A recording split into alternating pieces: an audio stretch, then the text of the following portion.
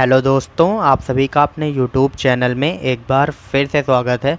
देखिए कि BEd second semester को स्टूडेंट्स को जो 4 से 5 दिन बचे हुए हैं उनमें क्या करना चाहिए, उनके मन में जो डाउट्स आ रहे हैं, जो आप स्टूडेंट्स ने बताए हैं, उसी के बारे में आगे मैं आपको डिटेल से बताने वाला हूं कि आपको अंतिम समय में क्या क्या पढ़ने चाहिए। अब आपको एंड आंसर कॉपी आपको कैसे लिखनी है अपनी, जब आप एग्ज़ाम देने जाएंगे 2 घंटे में कैसे आपको अपना पूरा क्वेश्चन कवर कर लेना है, लिख लेना है, जिससे कोई भी क्वेश्चन आपका छूटे ना। तो इस पर हम बात करने वाले हैं और उसके साथ साथ अच्छे नंबर कैसे ले आएँ। जैसे एक स्टूडेंट का कमेंट था कि 9+ SGPA लाने के लिए क्या करें, तो इसके बारे में भी मैं आपको आगे बताने वाला हूं। तो ये 10 मिनट की ही ज़्यादा से ज़्यादा वीडियो होगी, तो आप लोग इसे ज़रूर देखिए, पूरा देखिएगा, तभी आपको बेनिफिट मिलने वाला है। और साथ ही साथ मैं सिलेबस को लेकर चलने वाला हूँ, सिलेबस में बताने वाला हूँ कि आपको किस पॉइंट पर अब ध्यान देना है। तो ये सारे पॉइंट आप लोग नोट कर लीजिएगा, इसी को अब आपको पढ़ना है। एंड आप लोग जितनी भी तैयारी कर लिए हैं, अब आपको बस रिवीजन करना है। और जो मैं आपको बता रहा हूँ कुछ इम्पॉर्टेंट टॉपिक्स, उसको भी थोड़ा ध्यान दे दीजिएगा, जिससे आपको अच्छे नंबर मिल पाएँ। तो चलिए आप देखिए कि बीएड सेकेंड सेमेस्टर में स्टूडेंट्स ने जो जो क्वेश्चंस पूछे हैं, जैसे फर्स्ट पेपर में क्या क्या पढ़ना है, अभी कुछ नहीं पढ़ा है। तो देखिए कि कुछ स्टूडेंट्स होते हैं जो एग्ज़ाम टाइम में ही पढ़ते हैं, तो उनके लिए भी मैं आगे बताने वाला हूं कि बस आपको क्या क्या पढ़ना है। जैसे आपका इजी नोट्स पढ़ना है, या आप इजी नोट्स पढ़ते हैं, या A1 की सीरीज़ आती है उसको आप पढ़ते हैं, तो उसके बारे में भी मैं आपको बताने वाला हूं। तो देखिए ये एंड कैसे आप हाईएस्ट मार्क्स इसमें ला सकते हैं, ये भी मैं बताने वाला हूं।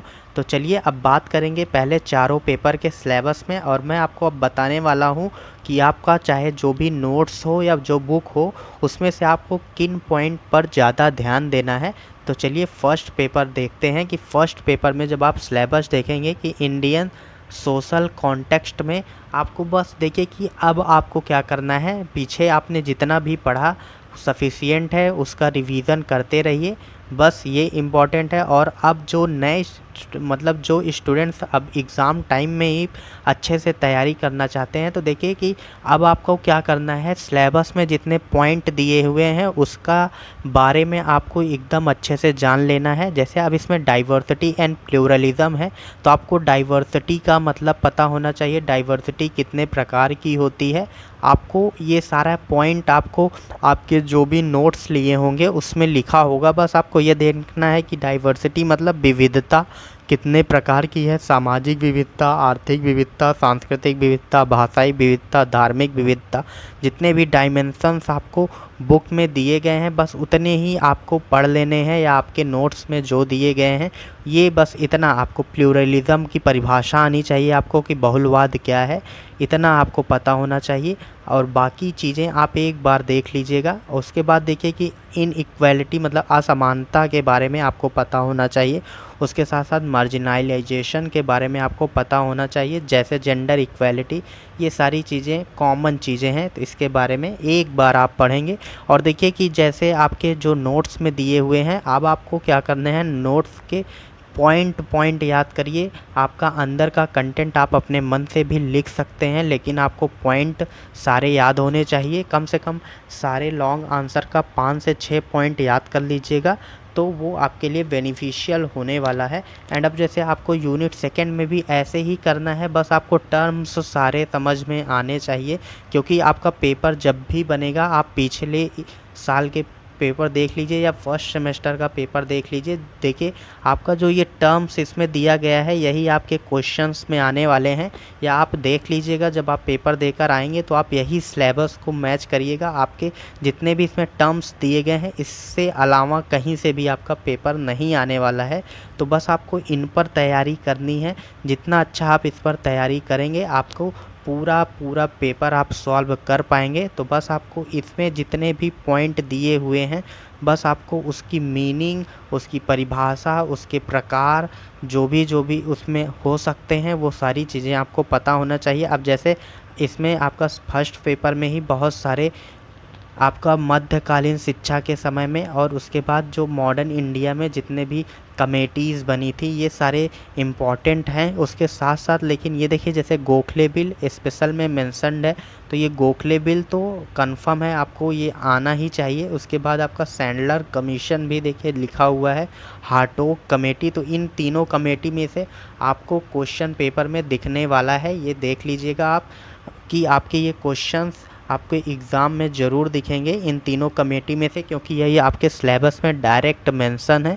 तो बस ऐसे ही आपको अब देख लेना है आपको क्या लगता है कि कौन से इम्पॉर्टेंट टॉपिक्स हैं जो आपको नहीं आ रहे हैं, तो बस उस पर आपको अब लास्ट टाइम में ध्यान देना है। तो यही करना है आपको सिलेबस के साथ, यही आपकी लास्ट स्ट्रैटेजी होनी चाहिए। एंड देखिए कि जैसे सेकेंडरी एजुकेशन में ये आपका फर्स्ट पेपर का ही है, ऐसे आपको रामसा के बारे में पता होना चाहिए कि राष्ट्रीय माध्यमिक शिक्षा अभियान क्या था, इसमें क्या क्या चैलेंजेस थी, कि यूनिवर्सलाइजेशन ऑफ सेकेंडरी मतलब माध्यमिक शिक्षा के सार्वभौमिकरण करने में क्या क्या चुनौतियां आ रही हैं। अगर आप इस पर कॉमन भी अपने पॉइंट बना सकते हैं तो आपको कोई दिक्कत नहीं होने वाला है, बस आपको पॉइंट आने चाहिए एग्ज़ाम में जिससे आप जल्दी जल्दी अपने आंसर्स कंप्लीट कर पाएँ। जैसे वोमेन एजुकेशन पर भी आपको आना चाहिए। एंड इन्वायरमेंटल एजुकेशन ये आपका फोर्थ पेपर ही है, तो इसमें आपका वो कनेक्ट हो जाएगा। तो ऐसे ही आपको बस कीवर्ड्स पे ध्यान देना है, ये चीज़ें ध्यान रखिएगा। एंड देखिए अब जैसे सार्वभौमिकरण है प्राथमिक शिक्षा का, माध्यमिक शिक्षा का, इन दोनों में से कोई भी एक क्वेश्चन आ सकता है। वोमेन एजुकेशन फेवरेट है, ये भी आ सकता है। तो ये सारी चीज़ें आपको ध्यान रखनी है। अब वैसे ही आपका सेकंड पेपर में देख लीजिए, सेकेंड पेपर में आपका थ्योरेटिकल फाउंडेशन ऑफ कैरिकुलम है। देखिए स्टूडेंट्स इसको टफ बता रहे हैं, लेकिन इसमें आपको देखिए कि पूरा आपको जैसे अब ये एक लॉन्ग आंसर इस यूनिट से फिक्स है कि आपका कैरिकुलम के बारे में पूछने वाला है। कैरिकुलम का क्वेश्चन आपके एग्ज़ाम में आपको देखने को मिलेंगे कि पाठ्यक्रम के बारे में आपको विस्तार से बताना है। पाठ्यक्रम के कितने प्रकार होते हैं ये आपको पता होना चाहिए, कम से कम 5 से 6 प्रकार आपको याद होने चाहिए, तभी आप अपना लॉन्ग आंसर कंप्लीट कर पाएंगे। तो ये ध्यान रखिएगा कि आपको कैरिकुलम के बारे में इतना नॉलेज होना चाहिए। टाइप्स ऑफ कैरिकुलम, उसके बाद कितने प्रकार के इसमें दिए गए हैं, ये पूरा यूनिट 1 में देखिए ये पूरा टाइप्स ऑफ कैरिकुलम ही है। तो बस आपको इसमें से 5 से 6 टाइप्स याद कर लेना है। उसके बाद बेसिस ऑफ कैरिकुलम के बेसिस क्या है ये देख लेना है आपको, कि दार्शनिक आधार क्या है, उसके साथ साथ सामाजिक आर्थिक आधार क्या है, तकनीकी आधार क्या है, ये सारी चीज़ें आप देखिए। एंड यूनिट थर्ड में आपका ये एक क्वेश्चन पूछा जाएगा सिलेक्शन के ऊपर कि पाठ्यक्रम का चयन कैसे किया जाता है, इन सब चीज़ों पर। और ये उसके बाद इसमें देखिए सीसीई सतत व्यापक मूल्यांकन आपके लिए इम्पॉर्टेंट है, और भी पॉइंट इसमें देख लीजिएगा कि मूल्यांकन किसे कहते हैं, ये सारी चीज़ें आपको देखना है। और उसके बाद इसमें देखिए 2 से 3 मॉडल हैं जो आपको पढ़ने हैं उसमें एजुकेशन के। देखिए कि पहला मॉडल क्या है, जैसे लाइन एंड स्टाफ मॉडल, ये थोड़ा कम इम्पॉर्टेंट है। एंड आप देखिए कि ग्रास रूट मॉडल आपके लिए है, एंड उसके साथ एडमिनिस्ट्रेटिव मॉडल, ये सारे मॉडल्स भी इम्पॉर्टेंट है। अब देखिए कि इसमें आपका अति लघुत्तरी या लघु उत्तरी में ये क्वेश्चंस आ सकते हैं, कि कौन से क्वेश्चंस आपके आ सकते हैं जो इसमें सीधे मेंशंस हैं, कि जैसे अब इसमें बेसिक शिक्षा गांधी जी की वो पूछ सकता है। उसके बाद इंदौर की स्कूल मॉडल पूछ सकता है, वनस्थली विद्यापीठ पूछ सकता है, एनसीएफ 2005 के बारे में पूछ सकता है। ये आपके लघुत्तरी या अति लघुत्तरी में यहाँ से क्वेश्चंस बनने के ज़्यादा चांसेस हैं, तो ये ज़रूर आप लोग पढ़ लीजिएगा। तो आपको सेकंड पेपर में इतना ही ध्यान देना है।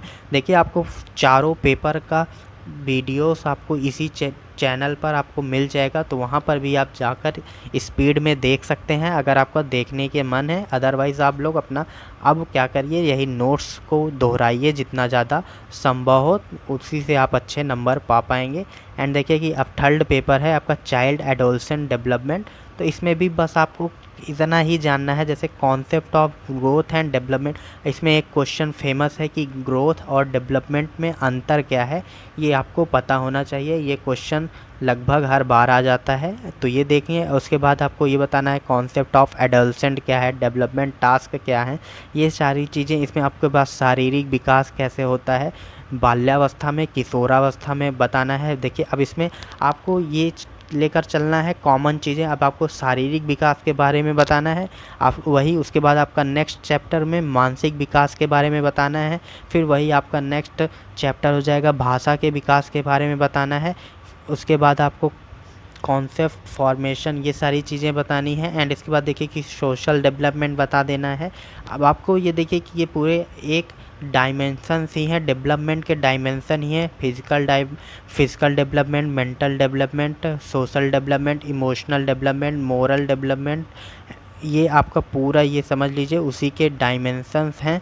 एंड उसके बाद आपको इंटेलिजेंस के बारे में या बुद्धि के बारे में बताना है, फिर पर्सनालिटी के बारे में आपको पता होना चाहिए, मेंटल हेल्थ के बारे में, ये इन सब चीज़ों के बारे में आपको पता होना चाहिए। तो दोनों सेंस में पता होना चाहिए, चाइल्ड के संदर्भ में भी लेकर एडोलसेंट्स के भी संदर्भ में लेकर, मतलब कि बाल्यावस्था और किशोरावस्था दोनों को लेकर ही आपको इनके बारे में पूरा पता होना चाहिए। बस आपको इसमें कीवर्ड्स क्या है, आपको पॉइंट जितने भी दिए हुए हैं आपके नोट्स में उसको एक बार लिखकर प्रैक्टिस कर लीजिएगा, आपका थर्ड पेपर भी कंप्लीट हो जाएगा।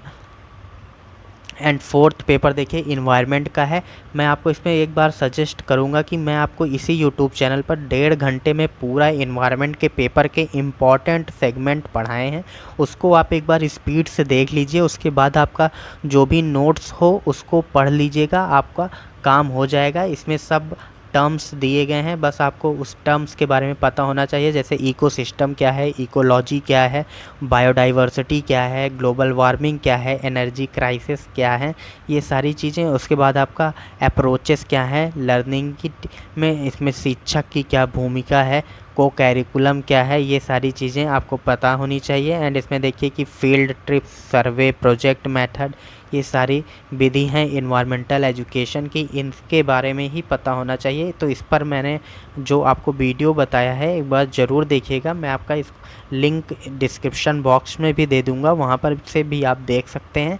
तो ये चारों पेपर में आपको ऐसी अप्रोच लेकर चलना है। और आप देखिए कि एक चीज़ और मैं आपको बता दूं कि देखिए कि फर्स्ट चारों पेपर में आपको जो फर्स्ट चैप्टर के लॉन्ग आंसर हैं उनके आने के चांसेस ज़्यादा रहते हैं, क्योंकि वो कोर सिलेबस जो है आपका, जो जिस पर सिलेबस डिपेंड करता है वो पहले ही चैप्टर्स में दिए हुए हैं। जैसे आप देखेंगे कि पर्यावरण शिक्षा के बारे में आपका लॉन्ग आंसर आ सकता है, और ऐसे ही आपका बाल्यावस्था में वृद्धि व विकास से संबंधित लॉन्ग आंसर आ सकता है, और आपका फर्स्ट पेपर में भी आपके विविधता से संबंधित लॉन्ग आंसर आ सकते हैं। तो इन सब पर आप प्रैक्टिस ज़रूर करिएगा, इनको तो आप 100% कंप्लीट करके जाइएगा। और उसके बाद अब देखिए कि आपको कॉपी कैसे लिखनी है उस पर हम बात करेंगे।